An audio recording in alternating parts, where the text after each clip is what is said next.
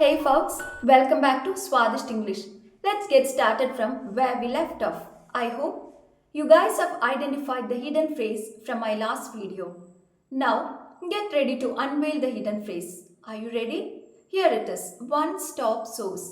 One-stop source refers to a single place where you can find everything you need regarding a specific topic, product or services.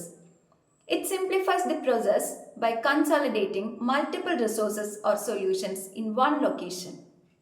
നമ്മൾ മലയാളത്തിൽ പറയില്ലേ ആവശ്യമുള്ളതെല്ലാം ഒരു കുടക്കീഴിൽ ലഭിക്കുന്ന ഇടം. അതിനെയാണ് വൺ സ്റ്റോപ്പ് സോഴ്സ് എന്ന് പറയുന്നത്. നമ്മളിപ്പോൾ ഉപയോഗിക്കുന്ന ഗൂഗിൾ, യൂട്യൂബ് ഇതെല്ലാം വൺ സ്റ്റോപ്പ് സോഴ്സിന് എക്സാമ്പിൾ ആയിട്ട് പറയാം. അതുപോലെ തന്നെ ഷോപ്പിംഗ് മാൾ, നമ്മൾ എന്നും പോകുന്ന സൂപ്പർ മാർക്കറ്റ് ഇതെല്ലാം വൺ സ്റ്റോപ്പ് സോഴ്സിന് എക്സാമ്പിൾ ആണ്. Hope you guys have understood. Now, let's build a solid foundation for your English.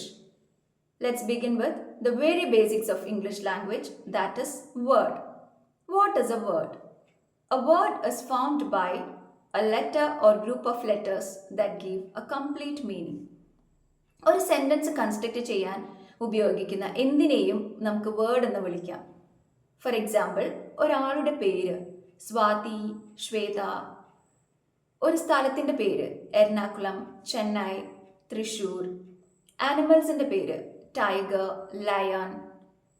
സാധനങ്ങളുടെ പേര് pen, paper, bottle, this, that. ഇതെല്ലാം വേർഡിൽ പെടുന്നതാണ്.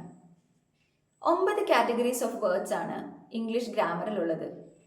ദേ are noun, pronoun, verb, adverb, adjective, preposition, conjunction, interjection and articles.